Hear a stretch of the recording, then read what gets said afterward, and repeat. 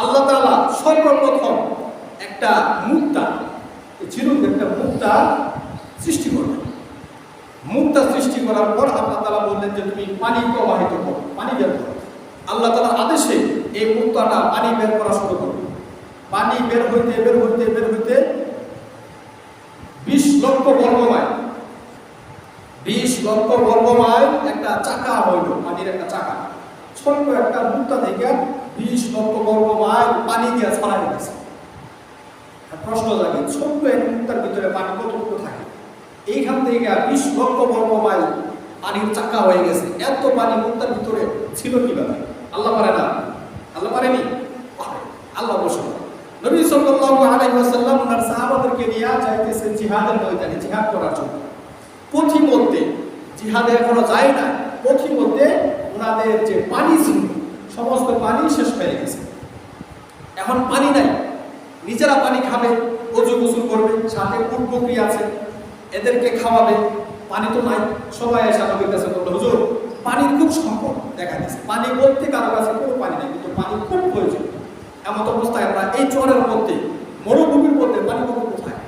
নবী সাল্লাল্লাহু আলাইহি ওয়াসাল্লাম সাহাবাদেরকে বললেন যে তোমাদের যার কাছে যে পাত্র আছে, যে পাত্র দিয়ে পানি আনছিলেন, সমস্ত পাত্রগুলা একসাথে করে একত্রিত করে যেই পাত্রের মধ্যে যতটুকু পানি আছে সব পানি এক পাত্রের মধ্যে ঢালো।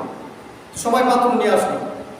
পাত্রের মধ্যে পানি থইয়া কি তারা বুঝতে পারি নাই আসল কি না। তারপরে নিংড়ালে 2 ফোঁটা পড়ে না, এই আর কি। তো এক পাত্রের মধ্যে সবাই এনে ডাললো, কারোর মধ্যে 1 ফোঁটা, কারো 2 ফোঁটা, আধা ফোঁটা, এই সুইচের ফোঁটার মতো পালায়। তো 8-10 ফোঁটা পানি হয়েছে আর কি। তো নবী সাল্লাল্লাহু আলাইহি ওয়াসাল্লাম বলে যে পাত্রটা আমার কাছে, ওনার কাছে নিলেন, মানে বিসমিল্লাহ বলে ওনার একটা আঙ্গুল পানির মধ্যে রাখছে। পানির মধ্যে একটা আঙ্গুল রাখার কারণে এই পাত্রটা ভরছে। নবী বললেন যে এখান থেকে তোমরা পানি নিয়ে আনো। তো সকলের যত বর্তমান আসলো, পাত্র আসলো, সবাই পাত্র ভইরা এখান থেকে পানি নিয়ে গেছে। সবাই খাইছে, ওযু গোসল করছে, যাবতীয় প্রয়োজন মিটাইছে, উট বকরিরা খাওয়াইছে। সব কিছু খাওয়ানোর পরেও পাত্র ভর্তি সকলের পানি। এটা কেমনে সম্ভব? নবী সাল্লাল্লাহু আলাইহি ওয়াসাল্লাম তো আমাদের মতো, ওনার হাতে 3.5 হাত মানুষ ছিলেন। যার যার হাতে সবাই 3.5 হাত, ওনার হাতে উনি 3.5 হাত মানুষ ছিলেন। তো 3.5 হাত মানুষের বডির ভিতরে কি এত পানি থাকে? থাকে না। এত পানি কোথেকে আসলো? আল্লাহ বলেন যে এটা আমার প্রিয় আর আমার নবীর মুজিজা। আল্লাহ পারে কি পারে না? অবশ্যই পারে। এই জন্য ছোট্ট একটা মুক্তা, একটু ঝিনুক, এই মুক্তার ভিতর থেকে আল্লাহ তাআলা 20 লক্ষ বর্গমাইল পানি দিতে পারে না? পারে না? পারে অবশ্যই। বিশাল পানি, পানির চাকা হয়ে গেছে। এবার এই বিশাল পানি যখন হইল, আমরা জানি যে পানি যত বেশি হয় আকারে, এই পানির মধ্যে বাতাস আসলে ঢেউ তত বেশি হয়। পুকুরের মধ্যে বাতাস আসলে অল্প ঢেউ, হ্যাঁ, সমুদ্রের মধ্যে বেশি ঢেউ, সাগরের মধ্যে। কক্সবাজার যাইবেন, এবং যে একটা ঢেউ আসে, হ্যাঁ, মানে রাত্রেবেলা দেখা যায় যে পানি একবারে বাড়িতে চলে আসে। মসজিদের কিনারে, মসজিদে বসে বসে তারা উঁচু করে সিঁড়িতে, সকালবেলাতে পানি নেই, এক মাইল দূরে চলে গেছে। মানে ঢেউ স্রোতে আসে, পানি যত বেশি হয় তার ঢেউ তত বেশি হয়। তো এই যে এই জমিনের মধ্যে আল্লাহ তাআলা পানি 20 লক্ষ বর্গমাইল পানি দিছে। এখানে আর কিচ্ছু নাই, গাছপালা বলতে পৃথিবী সৃষ্টি হইতেছে মাত্র, কিচ্ছু নাই, শুধু পানি। তাহলে পানি আর পানি, এখানে ঢেউ কত বড় হবে? মানে ঢেউ যায় যে লাগবে এক জায়গায়, এরকম কোনো জায়গাও না, ঢেউ আর ঢেউ। তো এখানে একটা ইতিহাস আছে, পানির বুকে ঢেউ কেন? পানির বুকে এত ঢেউ, এত তরঙ্গ, আকাশচুম্বী ঢেউ, এত ঢেউ কেন উঠতো?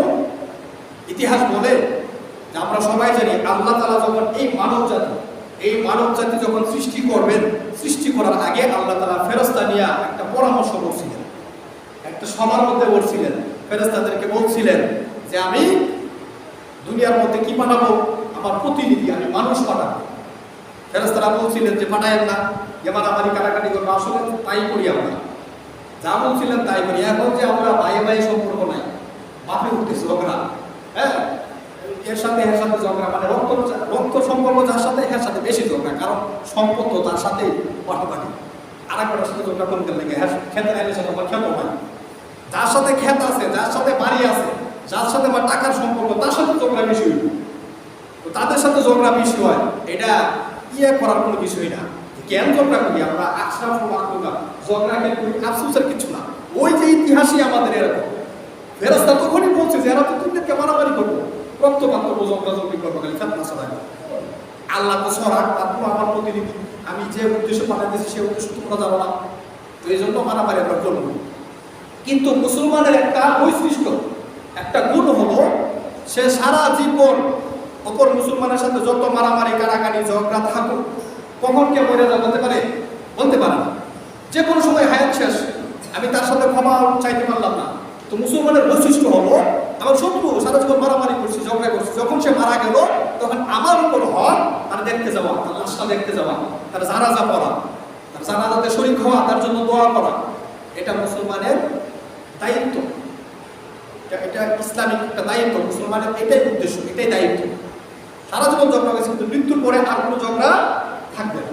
জানাজায় শরীক হলো, কিছু মরে গেছে, তার আমল নামা সে নিয়ে গেছে। কারণ আমরা ভালো দোয়া করেন আর খারাপ দোয়া করেন, যেটা করেন হ্যাঁ নিয়ে গেছে। এই জন্য নবী সাল্লাল্লাহু আলাইহি ওয়াসাল্লাম বলছে যারা মারা গেছে, পূর্ববর্তী যারা মারা গেছে এদের কিন্তু কোনো খারাপ হইল, কারণ তাদের আমল নামা নিয়ে তারা কবরে চলে গেছে, এদের সাথে আর পাইতেছে, এদেরকে খারাপ হইল। এই জন্য মরে গেলে শেষ। এখন তার মুসলমানের হক হইল অপর মুসলমান মারা গেলে তার জানাজায় শরীক হওয়া, যেই হোক না কেন মুসলমান তার জানাজায় শরীক হওয়া, এটা ইসলামী শিক্ষা। আচ্ছা যাই হোক, তাহলে এই মানব জাতিকে সৃষ্টি করার জন্য ফেরেশতারা নিষেধ করছিল না? করছিল। তারপর আল্লাহ বলছেন আমি মানব জাতি পাঠাবো। কোথায় পাঠাবে? জমিনে। জমিনে, এই জমিনে মানব জাতি পাঠাইবে। তো কিন্তু আল্লাহ তাআলা সৃষ্টি করলো কি? পানি। আল্লাহ বলছে মানুষ পাঠাইবে জমিনে, কিন্তু এখানে সৃষ্টি করছে শুধু পানি আর পানি।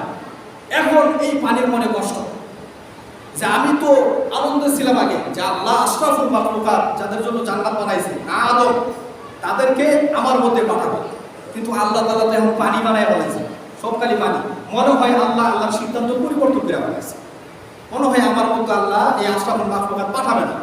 এই জন্য পানির মনের ভিতরে একটা কষ্ট, এই কষ্টের কারণে তার উপর দিয়ে একটা দুঃখের সাগর ভেসে যায়, সে কান্না করে। এই জন্য তার উপরে বড় বড় ঢেউ হয়, সেই কষ্টে আমার কাছে মানুষ পাঠাইবো না রে, কষ্ট, তার উপরে বড় বড় ঢেউ সৃষ্টি হয়, ঢেউ আসে।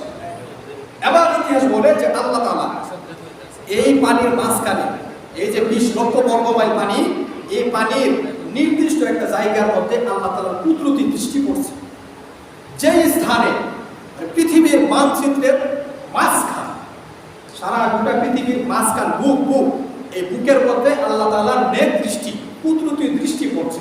যেখানে আল্লাহ তাআলা দৃষ্টি করছেন সেখানে চারিদিক থেকে সমস্ত পানির ঢেউ এসে এখানে লাগে, মাঝখানে লাগে। সব দিক থেকে যখন পানির ঢেউ এসে মাঝখানে লাগে তখন এটা কতটুকু উঠবে? অনেক উপরে না? চারিদিক থেকে এসে মাঝখানে যখন পানি খায় অনেক উপরে উঠে।